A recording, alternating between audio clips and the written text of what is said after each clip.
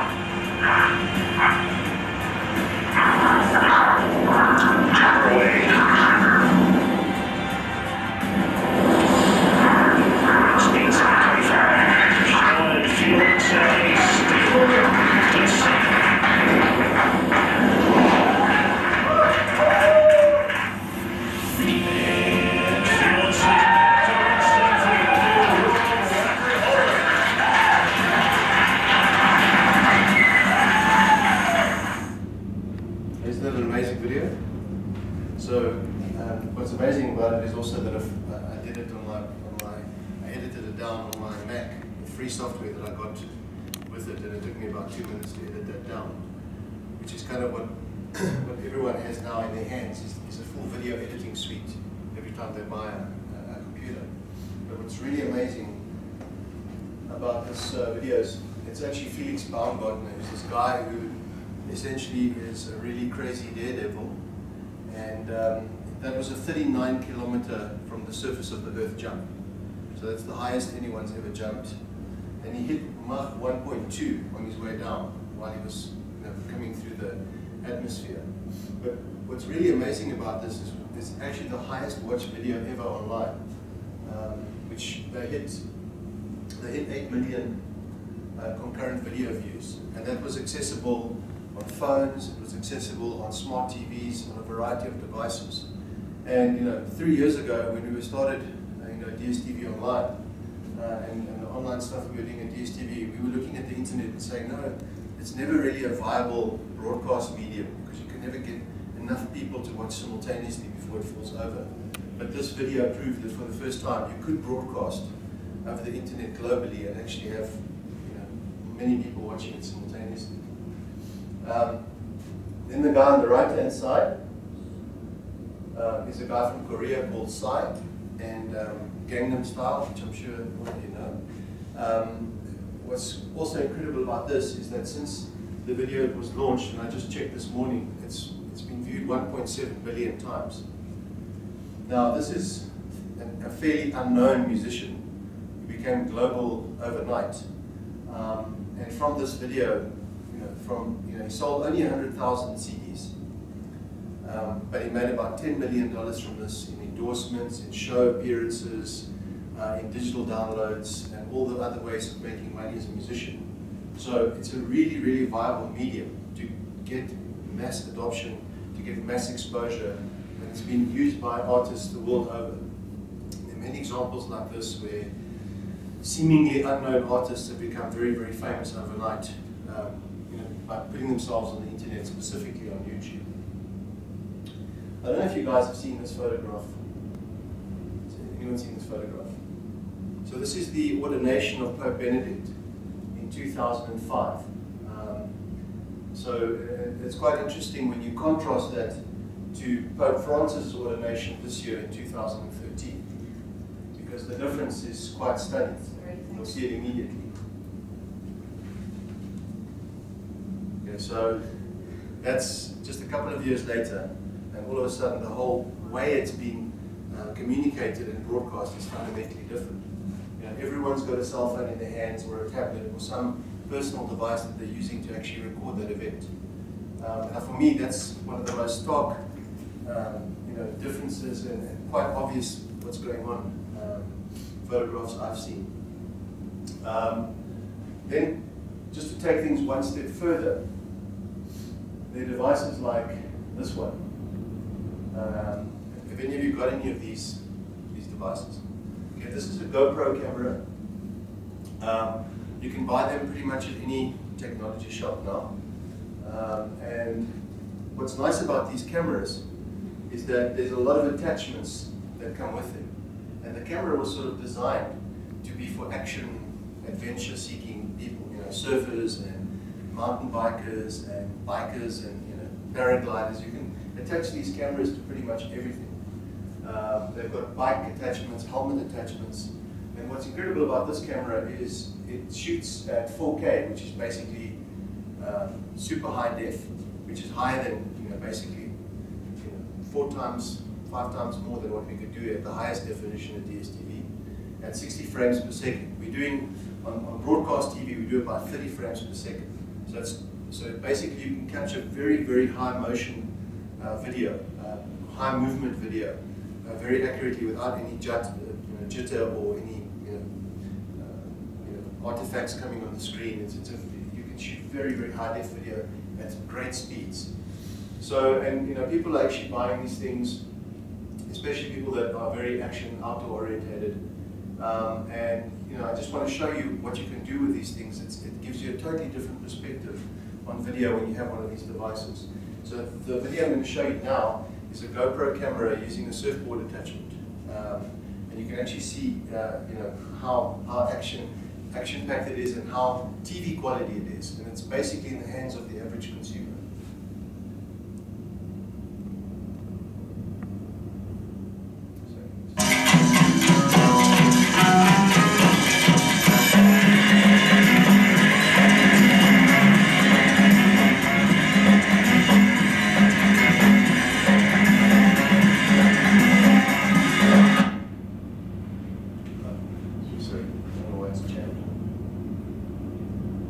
So, with all these very, very powerful video devices in one's hand, in the average person's hand, you can go high-def camera, you can just use a normal smartphone. And, even the new iPhone that's come out is really, one of the #1 features on the new iPhone 5S that's come out is really its video quality. And the amount of tools you have to actually shoot video on the new iOS 7 that's come out. You can actually do a lot to the video without being an expert, just by pushing a button. You can make it look quite different from a normal video. With all this video being produced by all these different devices, it leads to this magical number. Does anyone take a guess what this magical number is? Anyone? No? So this is the number of hours uploaded on YouTube every minute. So there are 100 hours of video uploaded to YouTube every minute globally. And so there's a hell of a lot of content that's being produced. YouTube has about 800 million users, and they do about 5 billion hours a month of video watched. So it's becoming the de facto way to find content in terms of video. It is the #2 search engine in the world after Google. It's owned by Google, just FYI, it's owned by Google. but it's also the #2 search engine. So, you know, at certain, for certain use cases and for certain people, you know, using YouTube is, you know, a way of searching as well as actually watching content. So, I mean, I myself use YouTube for a whole variety of things during the day. I've got a 2.5-year-old daughter, and YouTube is a way to find Barney. So, you know, I basically put the iPad in front of her and just type in Barney, and there's thousands of hours of Barney, and she just sits and watches it. But for me, it's a pacifying device for my daughter, but it's also a way to find out news and watch video clips and all that sort of thing. So this is an interesting stat from Cisco, is that, you know, the internet traffic globally is set to quadruple in 2 years, and about 90% of that traffic is going to be video. Already, video is reaching about 70% of global traffic on the internet. And remember, it's a bit misleading because the amount of data video consumes is a lot more than normal text, so even pictures. So you can see why it takes up such a huge amount of traffic. And they estimate that inside 5 years, about 2/3 of mobile traffic is also going to be video. Remember that, you know, mobile is, you know, this is a US-centric stat. So what they're thinking about when they're thinking about mobile is smartphones and the move towards smartphones from feature phones, you know, and much more richer devices in people's hands, which lend themselves to doing more video. Then the other phenomena, which are, and I guess being in the media business, Twitter is a very important tool to all of you for a variety of reasons. But you know, Twitter themselves have actually launched a product called Vine, which I'll show you what that looks like. Am I going too fast or? Okay. So Vine is actually a product launched by Twitter. What they've done here is, as you know, Twitter's only got a certain number of characters that you can use to get your message in. Is they've done a similar idea with video. So they've said that you can only have 6 seconds of video, and when you shoot, you can only shoot 6 seconds of video before you can share that video. Okay. And what they do is they've got a very clever way of splicing the video together. Is while you're recording, you push a button and it records that number of seconds. Then you let go of the button, point the phone somewhere else, and record another couple of seconds, and you can sort of splice these videos together to make up 6 seconds.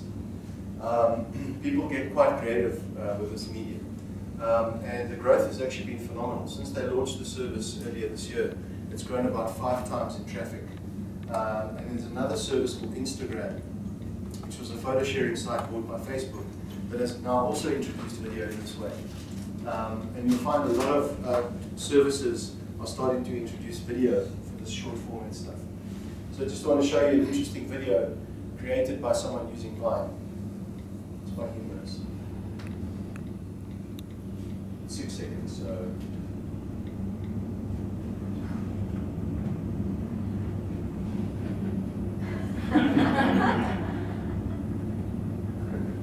Someone's got a lot of time on their hands.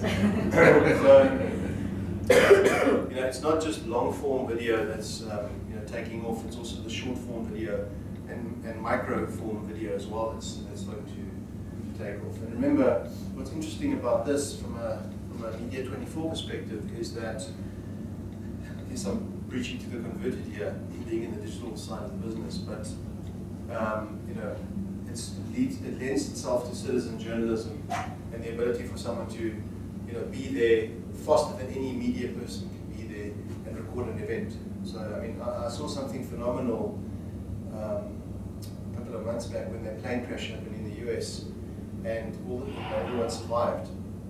The plane had crashed. Literally, it was still in flames. And as the people were getting off the plane, somebody took out their camera and started recording, walking backwards in reverse from the plane and actually recording the event, and it went global. It went global in seconds. So I mean, here's an event that's just happened, and someone's posted this thing from their phone as it happens, and it goes global. There's no media, there's no official press, there's no one on site because the event just sort of happened. And there are thousands and thousands of cases of this happening every day now, you know, where people just record an event and upload it. So, you know, from a communications point of view, I think everyone is well aware of Skype and how they've sort of disrupted, you know, old telephone, classical telephone business. But what's interesting about Skype is it's not just about voice anymore. So you can see that between the fourth quarter of 2008, 25% of Skype usage was video related. And in 2012, Q4, it had gone up to 40%. And I would hazard a guess that it's gone up to even more than 40% this year. So, video communication and using the internet to actually express oneself and talk to other people using video is starting to become a standard. To the point where even Google have produced this product called Google Hangouts. And Google Hangouts is a very interesting tool because it enables you to talk to 9 other people simultaneously. You can actually create a channel on YouTube while you're talking to those 9 people. Okay? And you can share that post-fact with anyone. So people can watch it live. So you can almost become your own little TV business, if you like, for that moment. People can watch it live, or they can watch it after the fact on YouTube.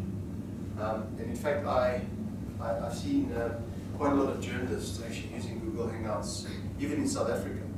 So, for example, I saw Mandy Wiener was using it during the Oscar Pistorius trial. She was using Google Hangouts and actually live broadcast from outside the courthouse and then posted it onto YouTube as well. So Obama used it in February this year, where he had a whole bunch of people asking questions. I think there were 14,000 questions that were asked.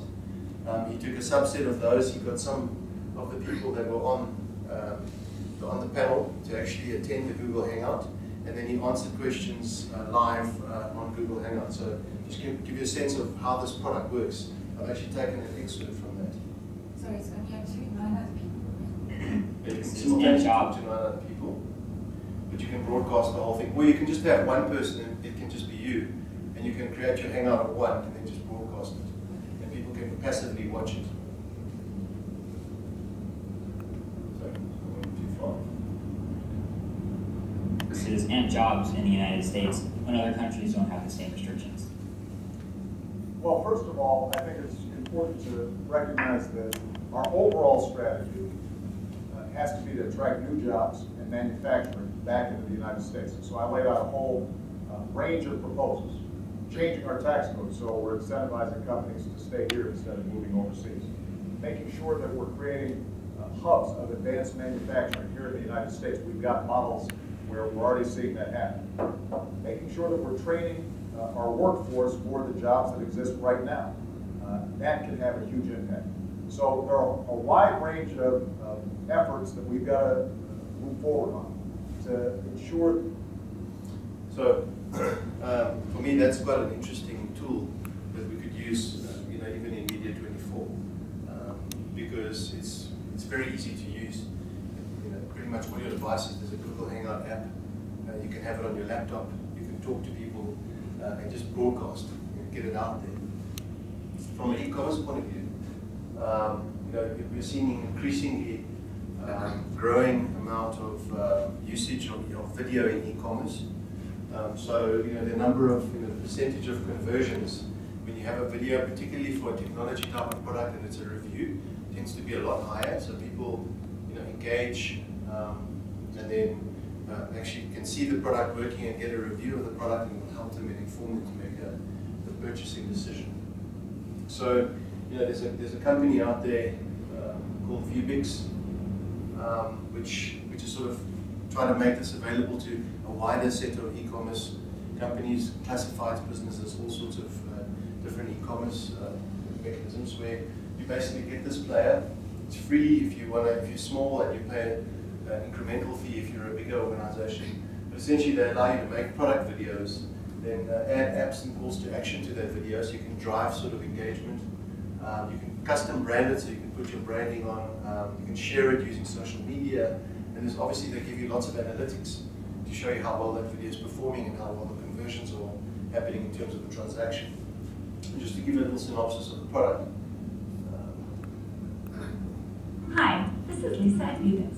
We all know that a video sells better than a photo, but are you maximizing the impact of your eBay videos? With Vubix, you can generate eBay sales directly from the video player itself, no matter where it is. Why let potential customers just watch your videos? Let them take action. Here is a great example of how an eBay seller could use a Facebook post to generate more sales. While customers are engaged in your video, they can also do more. Get information about your store or video, check out your daily deals, or top auction picks with an eBay app that dynamically updates. Click on multiple listings, each with its own landing page that can direct customers to specific departments in your online store. Use a coupon to score big savings that will encourage them to buy today. And follow your Twitter feed for the hottest deals and promotions. Want to make sure that they see your eBay deals? You can set it to display as a post roll after the video is over.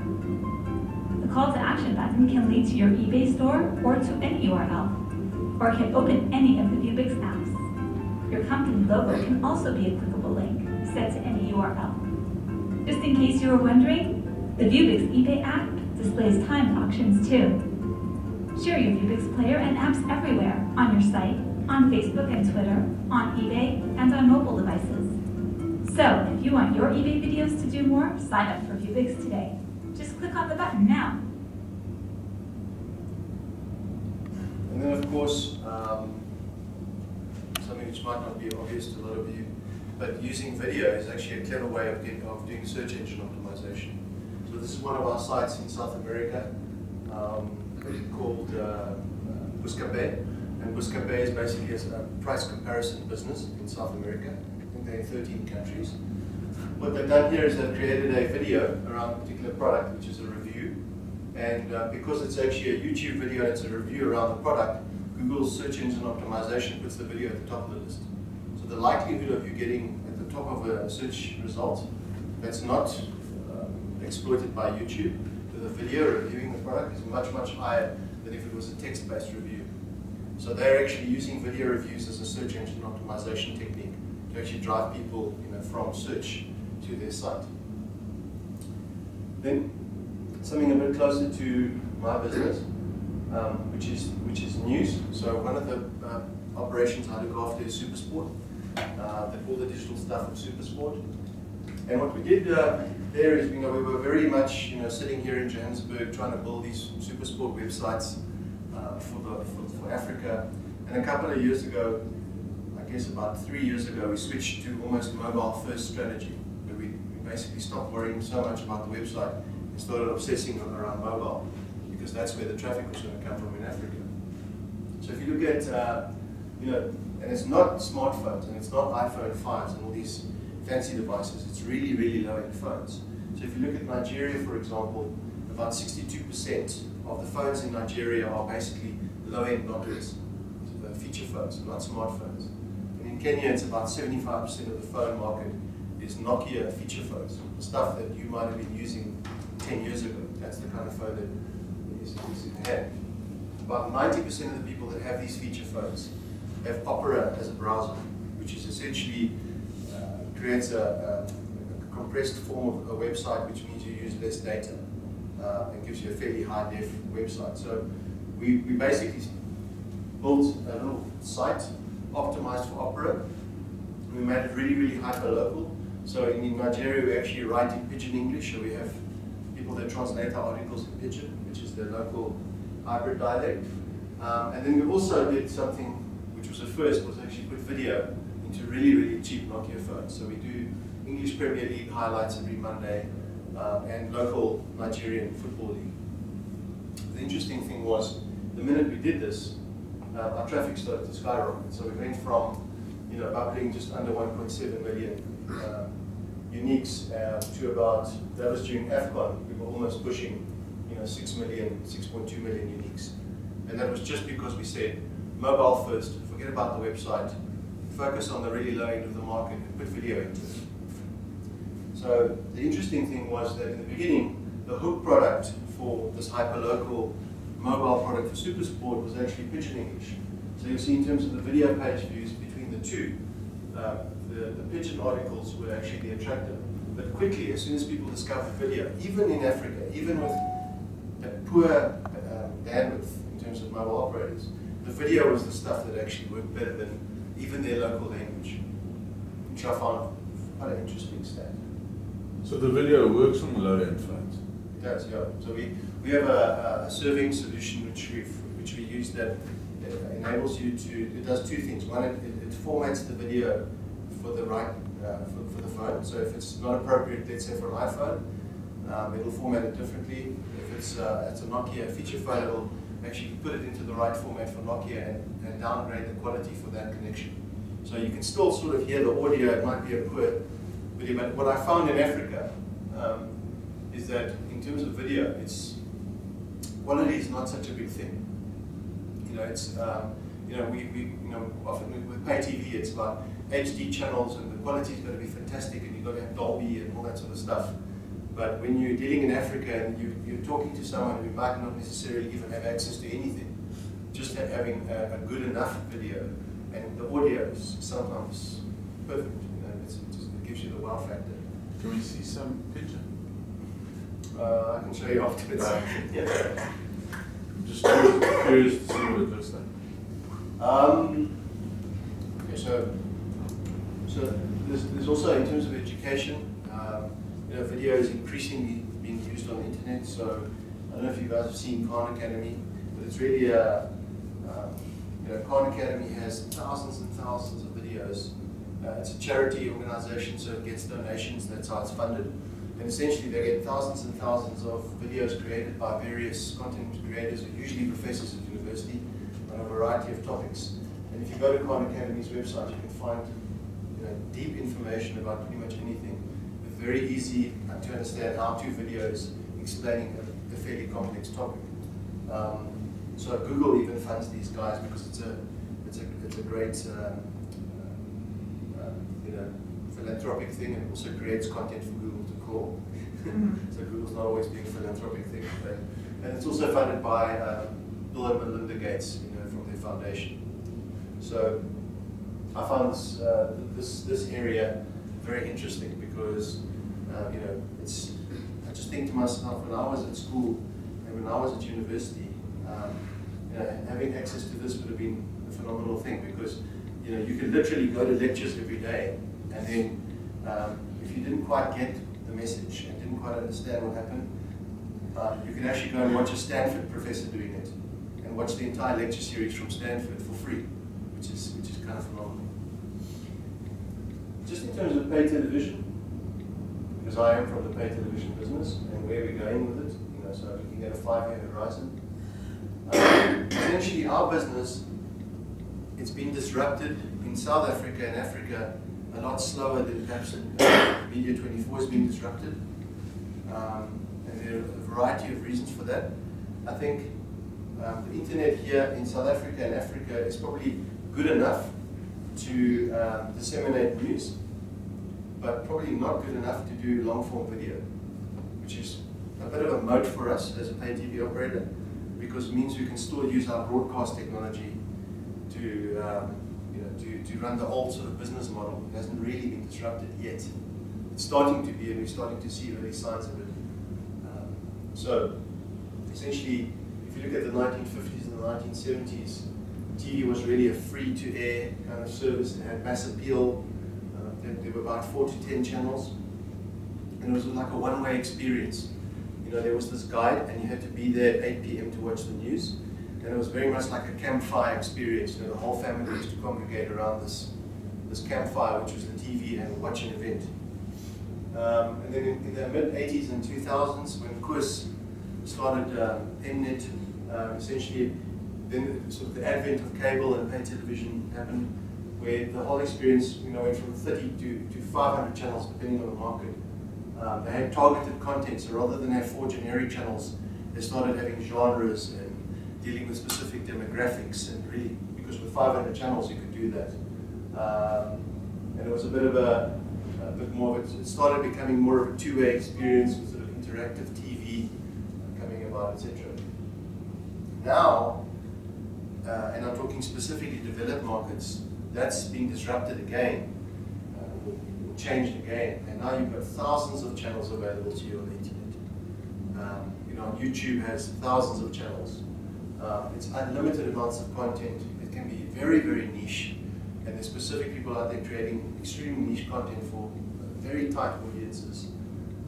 People are very engaged because it's very much a two-way experience. People discover the content by surfing and browsing and clicking. It's not just basically go in front of a TV and we'll broadcast it to you. And of course, it's very interactive and very social because people are sharing that content and distributing it using social media. So fundamentally, the business is starting to change. And then you've got these new entrants coming into the market like iTunes from Apple and Netflix in the US, which essentially gives you access to 25,000 movies and 50,000 different pieces of content of TV series for a very low price of just under $10. And it's all delivered over the internet. You don't need a dish on your roof, you just need an internet connection. So those are the kinds of businesses that are going to disrupt DStv effectively in the future. It's quite important for us just to quickly look at the rights, because rights is a way that we've sort of also been able to protect ourselves a little bit and from the studio. So when a movie comes out, and to a certain degree TV series, there's a certain period of time where it's available in the theatre, called the theatrical release. And that lasts for about 3 months. And then it goes to 2 other windows. The one is the DVD window, which is when you get it in your video store. And there's a new window which has been created called the pay-per-view window, which is what we're using in box office. So if any of you have used the box office service, which is also something I run, you'll see that the movies are fresh and it looks like they've just come off the circuit, but it's before it gets to pay TV, so it's before Mnet gets the movies. And this is a period of which we license, we actually pay for the right to show that movie in that period. That's why we charge for it. It's not the same right. We don't buy the movie once for Mnet and for box office. It's 2 separate prices we pay. And they sell that window, not exclusively. So other players will also actually get access to that window and buy the content. Then it goes into a fairly long license period when Mnet would get it, which is called the premium pay window. And then after that, it goes to the free-to-air channels, so like the ETVs and the SABCs would get it after that. And then there's a second window there called the VOD library, and then other players can actually buy those rights, buy the catalog to those rights. And players like Netflix and those businesses have basically taken content which people thought had no value because it was old and made it extremely valuable because of the internet. And why that is so is that when you have 100,000 different items of content and you understand your consumer individually, i.e. what are they watching, what are their friends watching, and algorithmically you can figure out what they want to watch, sort of the Amazon kind of model. You can take 100,000 pieces of content and pick 10 that will actually suit that person individually. And what they found was that just picking 10 pieces of content that were highly relevant were actually many times more valuable than the latest stuff coming off the circuit. What's also been happening at the same time is the quality of Hollywood movies has been declining significantly over the last, I'd say, 3 years. Because the Hollywood business model has been disrupted by the internet. And what it's forced them to do is, firstly, whereas before about 80% of their domestic revenue, 80% of the revenue came from domestic US sales and DVD sales, the DVD sales and DVD rental business is completely dead in the US because of the internet. So they've lost all that revenue, which means that they now have to make the bulk of their revenue from offshore, outside of the US, and which means that they can't afford to actually market movies the way they used to. They actually have to pick movies that are serializable, that you can turn into a series, that usually have famous actors in them, so that's why you're finding a lot of them, these obscure movies are not actually getting made, and that they can also make it to 3D, because the Chinese market has now become a huge business for them, and there's a limit on the number of Hollywood movies that Chinese operators are allowed to buy, except when it's 3D. 3D, the limit actually increases. So now a Hollywood studio executive has to make movies that are backable, that don't need to market a second time. So they market it once, because the second movie they don't have to market because it's become a franchise and a brand, and that can go global. Which means the quality of movies are really, really poor, and we're starting to see that even in box office. A lot of people are complaining about the latest movies on Mnet being so poor. Is because Hollywood because they've got to make content that makes money. And when you say poor, is it just everything solely? Yeah, so this across the board, or is it? It's across the board because everything they do has to be, bankable. So if somebody comes up with a very, very clever script and a really good story, maybe an independent producer might pick it up and then it sort of bubbles up to the surface. King's Speech or a movie like that, for instance. King's Speech would never have been made by Hollywood Studio because it wouldn't fit any of their criteria. I'm just using an example. I think it's a particularly great movie, but there are other movies that are amazing movies that don't get made anymore because they don't fit into that, set of criteria that the Hollywood studios are looking for. Consequently, what you're seeing is, like, if you look at the box office lineup, it's a lot of movies that can be series, like Iron Man 3 and all that sort of, that's the kind of movie that's going to be made from Hollywood from now on. So I just wanted to show you, iTunes plays in sort of this space, which is Apple. Netflix plays in this space. Netflix are actually started off with old content, but now they're starting to spend money and they're starting to produce their own content in the pay window space. So this year they produced 5 TV series of their own, which they own exclusively, and they're starting to eat into the pay window space by creating their own content. And some of that stuff is winning awards. So I think there was one with Kevin Spacey that I just can't remember the name right now. It's just slipped my mind. Is it that very short, like 15 minutes? No, it's full. It's full TV series. They actually, it's not just full TV series, it's serialized TV series. So they make 22 full episodes of everything and they put it on the platform in one go. And the reason why they did it episodically is so that they could actually syndicate that and sell it to people like us. So now basically we're going to start buying content from Netflix. Whereas before they were like the enemy. Well, they're still the enemy in some people's eyes. But what's interesting is that this is not like cheap content. This is professionally produced Hollywood stuff that's winning Emmys with big name actors like Kevin Spacey. So this is like the disruptor actually starting to chew, not only our business but also the Hollywood studio business. There's actually something. Yeah. Will that actually mean that series are going to become the new art films or the better films, the better, higher quality? It's already happening. Yeah. It's already happening. You're actually starting. You would have seen, and just from observation, that the quality of series is starting to really increase and improve. So you're finding big name actors, lots more budget going into it, because the Hollywood studios can also make more money out of it because they can syndicate it to the pay TV operators. And also, what's also strange is that the behavior patterns of consumers have started to change. There's a phenomenon called TV binging, where people will actually watch an entire TV series over a weekend because it's available to them and that's what they want to do. So we're starting to see that as well. I think that was Breaking Bad. Especially the I last. just watched.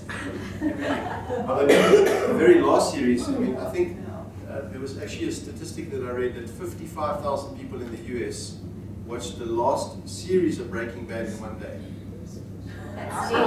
It's very easy to do. Yeah. Easy to do, Yeah. So Give me a couch. Yeah, so that's quite interesting that the world is really changing, and I think. Where did you get it from? Did you download it? Good question. Actually went from a friend who downloaded it. That's your story, right? You're asking the question, but we did some youth studies a couple of months back where we took some of our compact base, which is sort of the middle LSMs, and we did a whole cross-platform, cross-demographic study. Black Soweto, Black Cape Town, mixed race, Johannesburg, we took and different price brackets and everything within the compact base. And what completely blew my mind is, I had this idea that the internet's not here yet, so people aren't really, it's not that much, it's maybe 1 million people doing the piracy thing. My estimate is it's about 4 million people doing the piracy thing, and it's happening in the townships, and it's happening with physical piracy, so people are sharing sticks and sharing hard drives, and all have access to computers, they all have access to PlayStation 3s or whatever, a viewing device, and the behavior of binging and all the things we see in the US is already happening here. So a lot of the kids were telling me, no, I don't need internet, I've already got this stuff. talking about. Like I've got like generations in Dingo and whatever. I'm happy, you know. And then that's for the like the TV stuff. But you know, for the Mnet stuff, I've got that already. What are you talking about? And all music stuff. My son, who's 19 now, has never bought a CD in his life. Ever. But he has tons of music. He has tons of music. But also with the movie shading and the CD shading, some people are opting not to get a TV at all. And I'll just borrow and we'll share and we'll be as up to date or even need everybody else at the same time. And with the shading, what's so cool about the online things is that they are almost getting people to pay for a habit that they do anyways, with the piracy and the shading anyway. So let's just make it legal, you know, and get people to pay for it. Yeah, I mean, it's I'll explain to you some of the stuff that's in that way is affecting us in our thinking. So, sorry, I just had to zoom forward a few slides because I'm running out of time. But essentially, the key takeaways from what I've shown you thus far is obviously video is the new internet, it is the new medium. Can be used in almost any user interaction, from e-commerce to news dissemination to education. Of course, we consider bundling video into a subscription service, and that's something we're already looking at, building an online subscription service in DStv specifically, but I've been trying to get the e-commerce businesses to look at it as well, but they're still stuck in their box moving kind of mindset. What's B2C? Business to consumer. Oh, okay. And then, so that's like the Kalahari, for example, and the Spree and whatever else that we have in South Africa. And then, of course, the idea of using video for search engine optimization. So if you make a video of something, put it onto YouTube, it will actually help drive traffic. So just looking at DStv going forward quickly, from an online thread perspective, you know, this is a stat that we got from Akamai, which shows you the amount of broadband adoption globally, where people have more than 4 megabits per second capability. So what you're finding is, for example, that even in South America, it's 11% of the base is basically more than 4 megs per second. In the US, it's 57% of Americans can actually get more than 4 megs. In the UK, I just saw a recent stat. Over 80% of the broadband users in the UK have more than 12 megabits per second. Right, so, and about 30% of the base in the UK has more than 30 megs per second. So these are markets where video is completely disrupted. It's almost the same as news on classifieds online that disrupted media, the print business. Very similar things started to happen in those markets where broadband becomes ubiquitous and it becomes like a telephone line or like oxygen. You have to have it, and people don't even know that they've got it, and it starts to disrupt. However, in Africa, we're looking at very low percentages. 6% here, 5% here, 0.9% there. And the bulk of that usage has to be fixed line in order to be disruptive video, not mobile. Because you cannot do long form video on mobile. The mobile operators have put these caps in place, and the reason why they put these caps in place is twofold. One is that they can make money, and B, that if they went uncapped, they'd kill their towers. That essentially the entire network would fall over. So it's fixed line broadband that really disrupts in terms of video, not mobile. Which has created an opportunity for us. Because we've said, okay, so there's all these things happening in the US, the Netflixes and the iTunes and the Apple TVs and all this sort of stuff. How do we give the same experience to someone in Africa that doesn't have the internet, that just basically lives in the middle of the Karoo with no connectivity, hypothetically, or in Lagos or wherever? And that's why we developed the Explorer, which looks like this. So if you look at user interfaces of developed market online products, over the top products like iTunes or Amazon or whichever, they all look sort of similar to this. But this is made available to the consumer in South Africa and Africa without the internet. What we've done here is we've taken our satellite network and we can do 40 megs per second to this device. And we push content down to the box. It's got a 2 terabyte hard drive. And we essentially do a couple of things. We put movies on there now. So we do 30 movies of free movies, catch-up movies. We put 20 box office movies on there, and we've got about 160 hours of TV content, which will be increasing over time. But what this means is that you can just flop on your couch and press play, and you've got access to all of this without having to need the internet. It creates the illusion of the internet without the internet. In fact, even in the press releases, and we were talking to the press, we were saying it's the internet without the wait. You know, that's kind of the message. But what this will do is it will create a video on demand habit that looks like the internet in the eyes of African consumers before the internet comes, because this box, the Explorer, can be connected to the internet, will be actually in the first quarter of next year. And then a year later, we'll be able to pull content onto it like you can from the internet. But the habit of consuming VOD will already have started. So we're kind of preempting what happens on the internet using, you know, our old technology. What's key here is we also recognize the fact that people want to start binging. So we're starting to stack TV series on here. We're already, by October, we'll be doing 4 episodes for all the major shows. Which means that if, let's say for instance, we have 20 shows on at any one time, you might only watch 2 to 3 of them. And when it gets to the water cooler discussion after a show started, you are very unlikely to start watching a show again because you've already missed episode 1 and 2.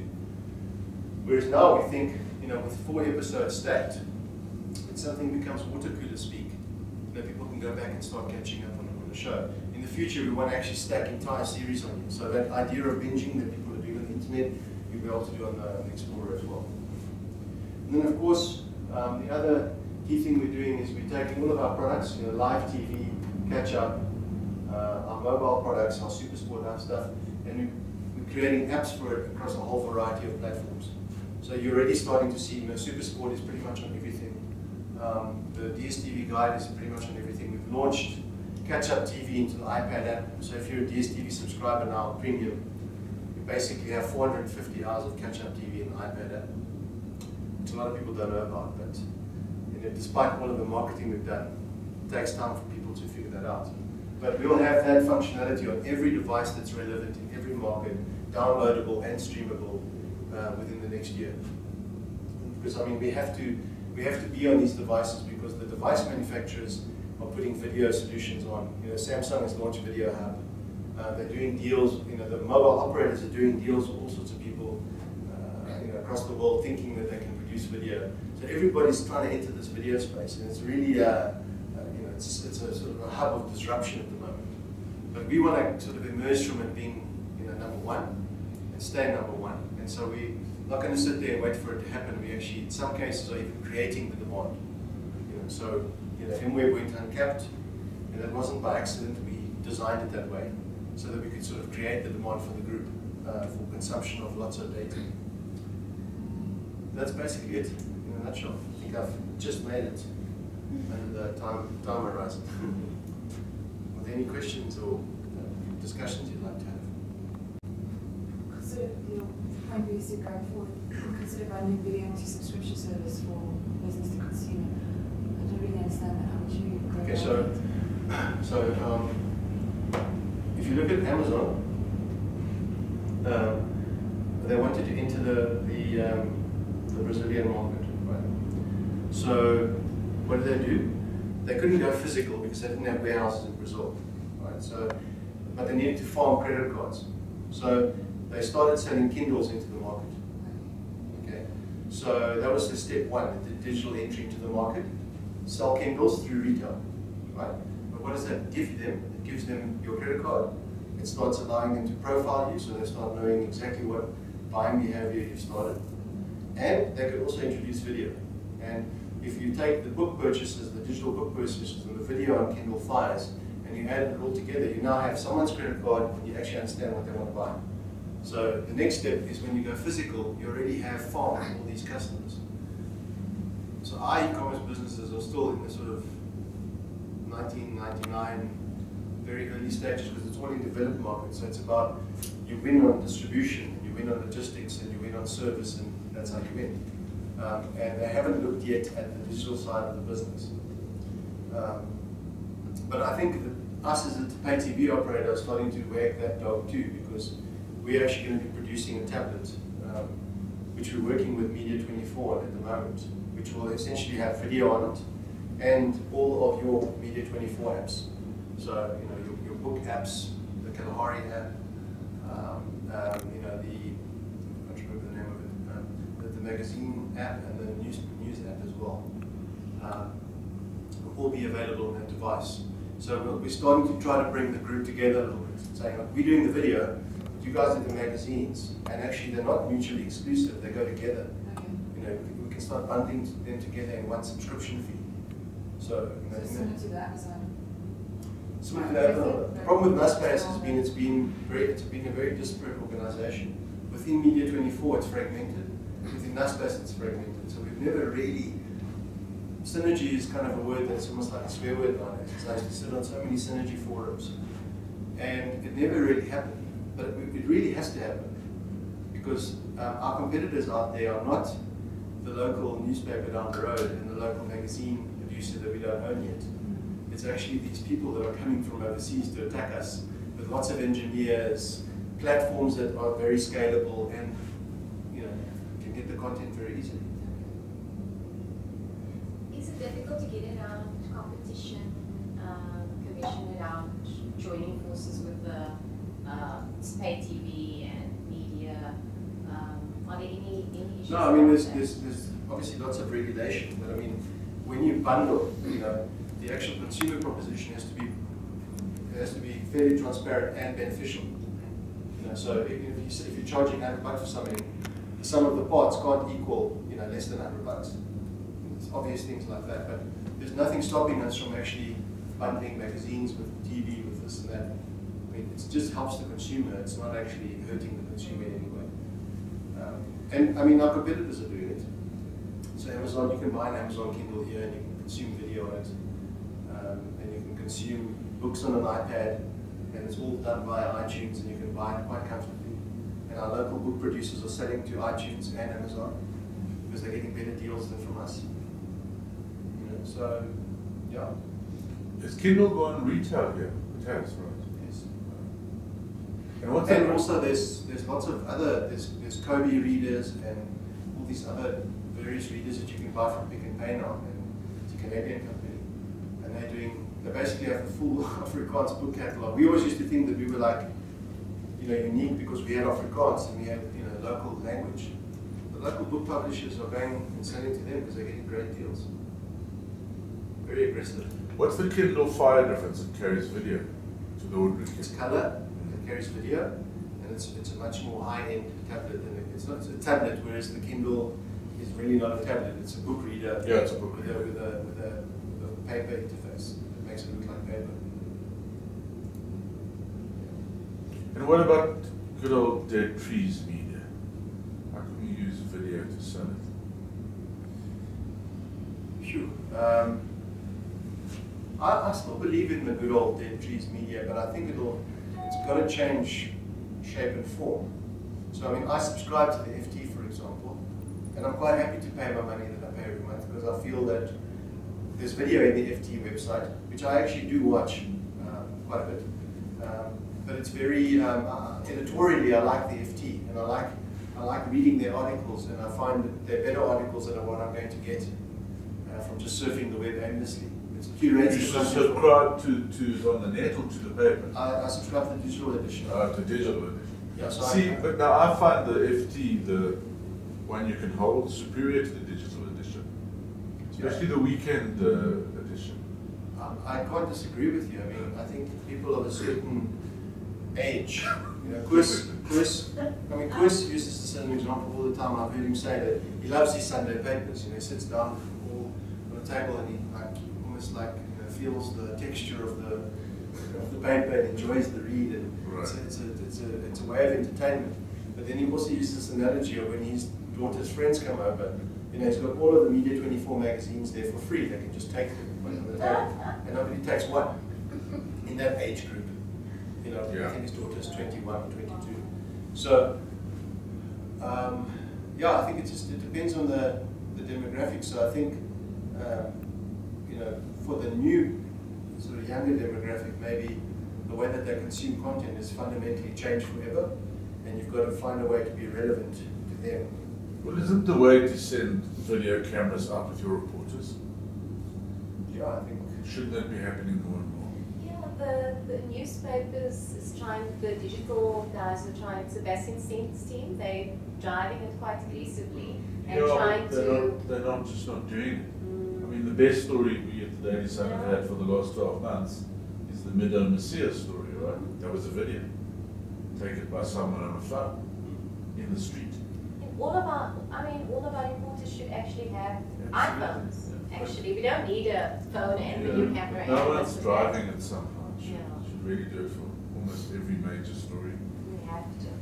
Because I think when you started with the QR codes as enhanced content, so there's a story about the video wedding, but then the reporters there with their camera or their phone, and then does the video as well. So then you get the QR code and you post as a supplement as well. So you watch. Exactly. So you get the full experience. And I think that's also what I engage with content like that. Sometimes I'm watching TV and then I hear something, but then I'll Google it as well, and then I'll check the video on YouTube, but I'm watching at the same time. Yeah. So we just need to. Yeah, I mean, I know that News 24 actually have a video producing studio that they've started, where they're going to start having talking heads for a bit, just talking about the news as a starting point, and then some editorial stuff that they'll, in terms of people shooting reviews, and they already started doing a lot of that. But just an interesting point. I was looking at the statistics for one of the media companies in Brazil called Globo. And Globo are effectively a free-to-air TV player. They produce thousands of hours of content daily.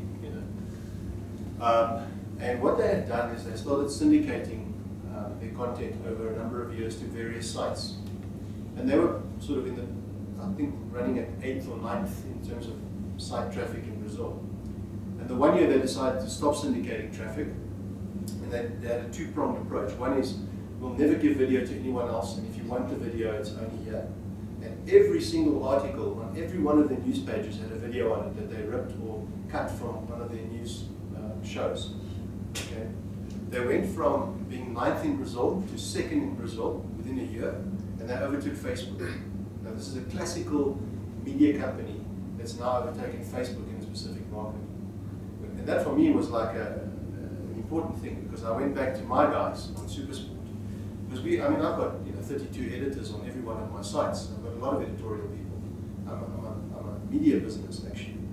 And I said to them, okay, so new rules, guys. If you post a text article, it must have a video on it, and it must work on every single device. That's the new rule.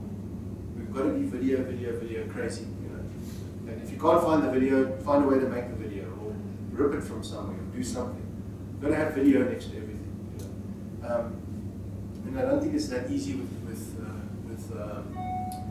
YouTube as well, because there is a bit of a frenemy relationship with Google as such. Media companies and Google have a real frenemy relationship, because I don't think that everything is do no evil. I think there's quite a lot of evil that they do, particularly to print businesses. But I mean, you've got to figure out, how do you get people to think that you're still relevant and still giving them the information that they need. And it might be different for different demographics. I think we're still relatively okay in Africa. I mean, I see in India, it's still, the printed word is still very, very relevant. Literacy is very high, but poverty is also very high, so the printed word is almost the way to disseminate information. But, I mean, as people are more engaged in their phones and more connected to the internet and can get information, almost immediately, finding out about it in the newspaper is becoming less of a source of authoritative source. And what I'm finding, I mean, I don't know if you're aware of these, the business model around the dailies and the free newspapers, like the Metro, for example. And I was listening to one guy speak about the Metro, and he was saying that... You mean in England? In England, yeah. He was saying, we know that our customers are getting the news not from us.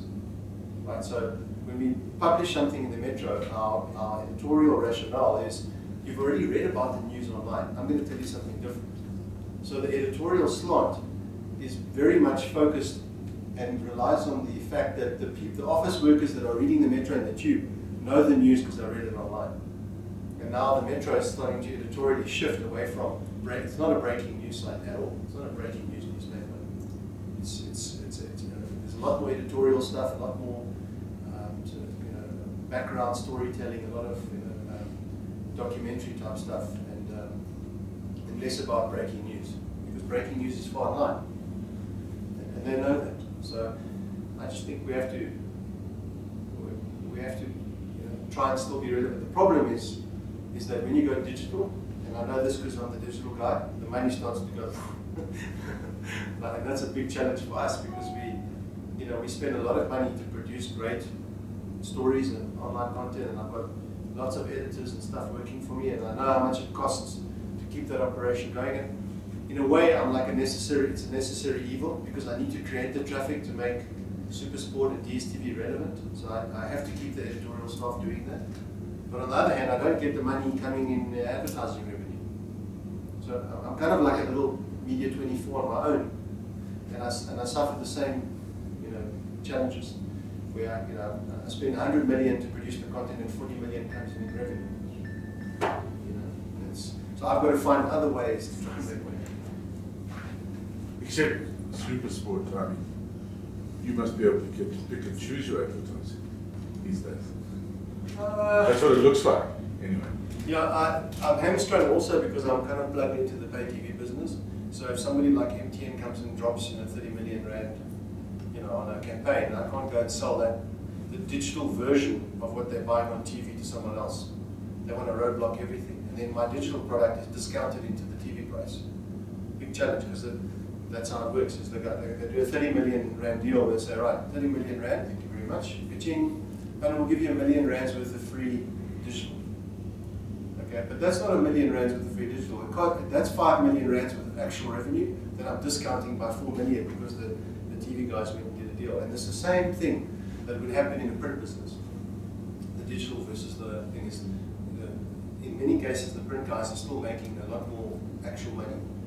And then they sort of say, well, we'll give you the digital thing as well. We'll give you the free classified or whatever it is.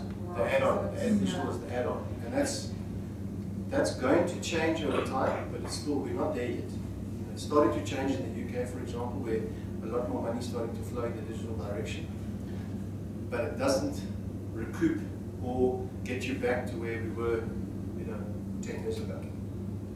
And so I don't have the answer. If I had the answer, probably wouldn't be standing here. Okay. Sorry, I have to read. I really